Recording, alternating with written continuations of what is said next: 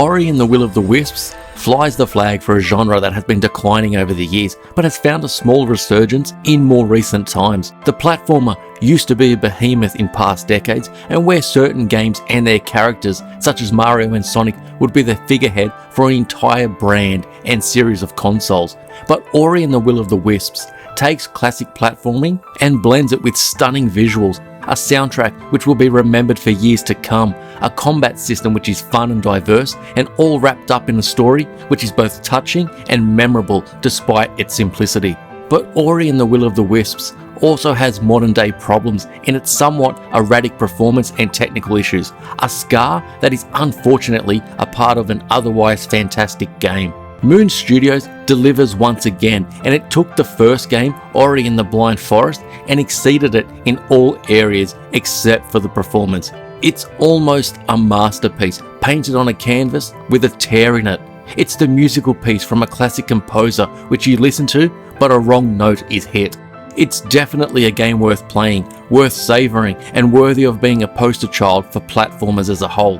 With its cheaper price and inclusion in GamePass, I recommend playing this to everyone, but let's dissect its various parts and why overall I find the game incredible in most ways. Ori and the Will of the Wisps is a love letter to platformers and to any gamer who wants to celebrate this medium. So grab the closest owl to you, be wary of strange nomads who sell maps, and let's delve into what is one of the best platformers in recent years.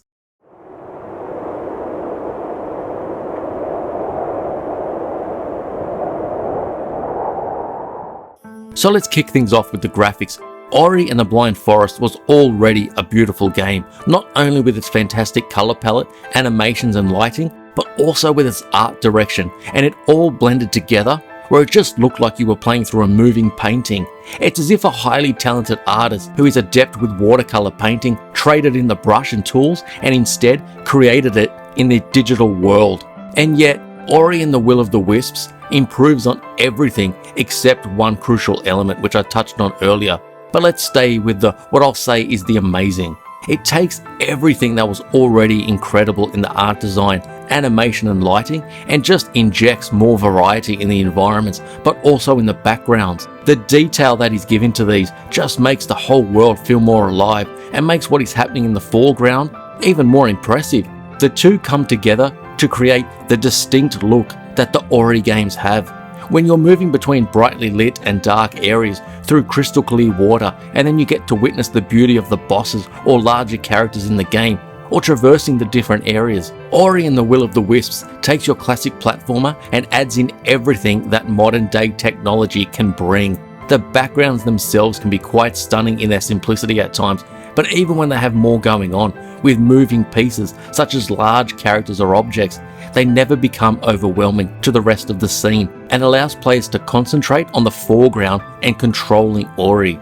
The game moves players between the environments smoothly, and each area flows into the next. Whether you're moving through a cave, swimming, or making your way to higher ground, the game dishes up variety between the various locations, even though it seems the game world seems to have a problem with spikes growing from every possible surface, and no one seems to want to fix the problem. But anyway, Moon Studios has struck a great balance when it comes to lighting effects and the effects which accompany your player attacks. They never outshine anything else that is displayed on screen. It all exists together in harmony to create such a distinct look. The use and range of colour makes the world bright and colourful, which makes it look inviting, but also hides some of the difficulty which the game dishes up. Sound is pretty much what you would expect if you played Ori and the Blind Forest, in that the sound effects are good, but they really won't be what you remember when looking back at your time with Ori and the Will of the Wisps. That accolade no doubt gets handed to the music. The soundtrack to these games are about as far away as you can get to pop music, and what I mean by that is pop music is created around repetition and simplicity, designed to be easily remembered, with a hook that's both radio friendly and broad enough so as to appeal to the masses. Ori and the Will of the Wisps does none of these things. It's music created to enhance the visuals and storytelling. In a game where voice work and dialogue is kept to a minimum at best, it's up to the music to convey much of the emotion about what's happening, but it's also there to enhance the action, especially the chase sequences which make a return. From the musical pieces that are more subdued and neutral, to the somber pieces, which enhances the relationships between the characters, their sense of loss, regret and joy. It's all here in a big way, and I can't see anyone walking away from the game without thinking the music wasn't anything but fantastic.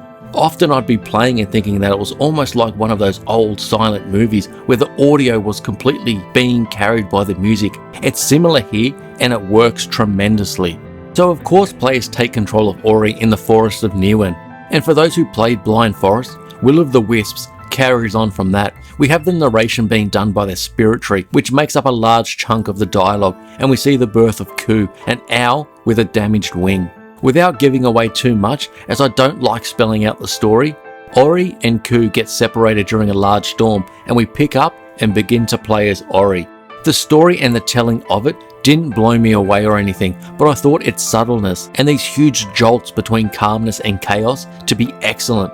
But let's talk about the combat in the game, as it is by far the best improvement over Blind Forest and no longer seems like an afterthought. But back in the first game, it was if Ori took a self-defense course and bowed out after the first class once he learned how to punch. Sure, he could also shoot projectiles, but the problem with the combat in that game was that it was incredibly basic, and for myself, it just got in the way of the platforming and exploration and playing through the gorgeous scenery. But this time around, the combat has been elevated as something that is just as important as the rest of the game.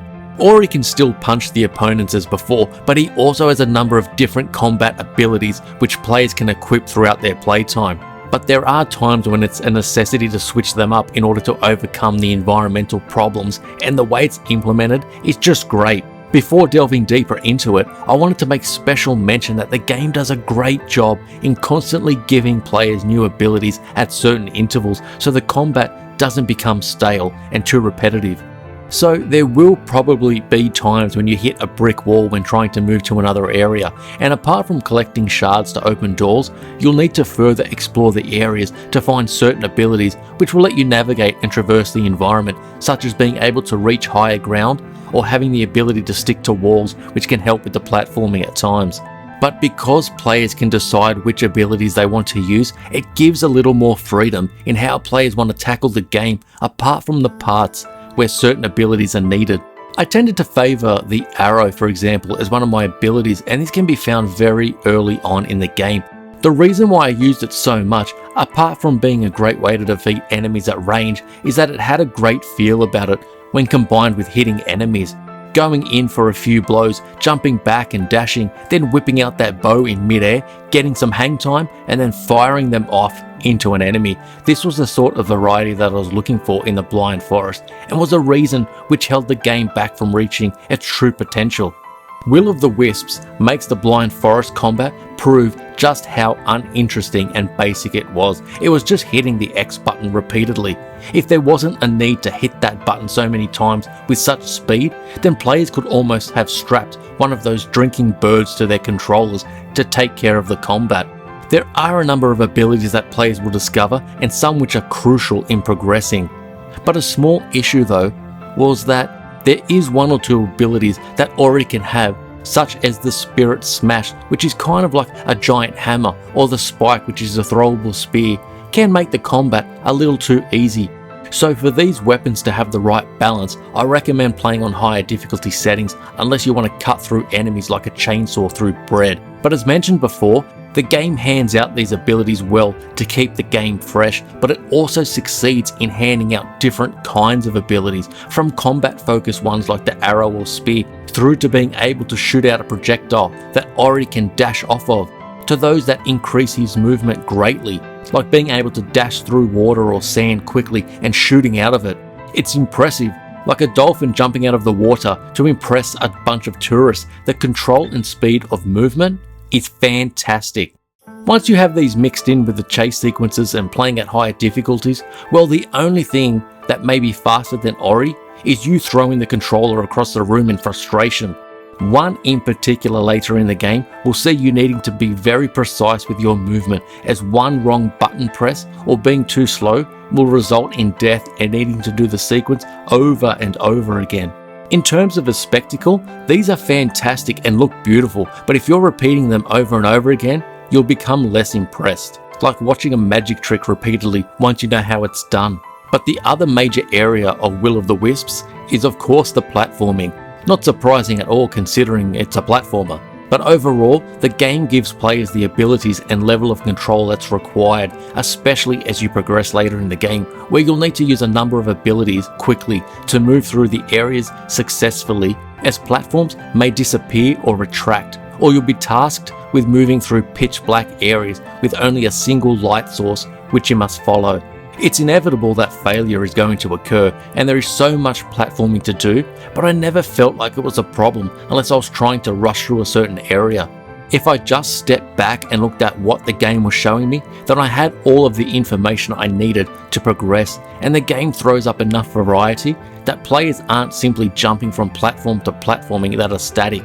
They are making their way through numerous moving objects and needing to time the jumps and use of the abilities to move past it.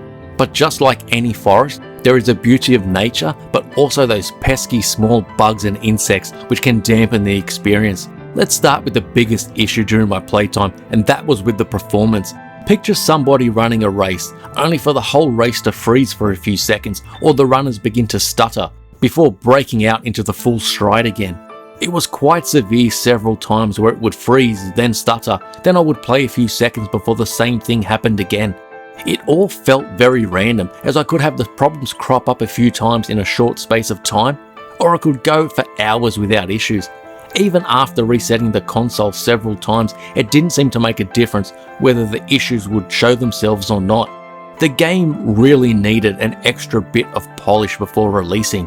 It has since been patched, so performance may be much improved or completely eradicated, or it might not be. Hopefully it has, but developers and publishers need to be held to account if the problems are there. The biggest issue with these types of problems isn't on the gamer's end in my view, as I can still play the game, but the game which the developers have slaved over for years isn't shown in the best possible light it can be. So that's by far the largest issue with the game, but there are a few smaller ones which I'll mention, which each player will see differently. Seeing as every game that has a significant amount of backtracking in it is referred to as a Metroidvania, then let's go with that. Will of the Wisps has a large amount of it, where sometimes I needed to go back and open doors or pick up items. It felt like I was picking up after a toddler, leaving items in the most bizarre of places that no sane person would. And speaking of sane people, I'm pretty sure the guy you can buy maps from is anything but that. I mean, who would set up a shop in the most inconvenient of places, a platform that no one else in the entire game world seems to be able to get to apart from myself? Business won't be great just selling to one customer. And speaking of the NPCs, I found their presence to add some much needed life to the land apart from the main characters. They can hand out side quests for players for even more to do, but I didn't find these to be overly interesting and would have preferred the NPCs be there to flesh out the story and lore much more. But Ori and the Will of the Wisps is an exceptional game and delivers in what it sets out to be, a beautiful platformer in both visuals and music, with game mechanics that are excellent and a story that is touching. If it wasn't for the performance issues, then I would go so far as to say it would almost be my perfect platformer, and for someone who isn't a big fan of the genre, that's high praise.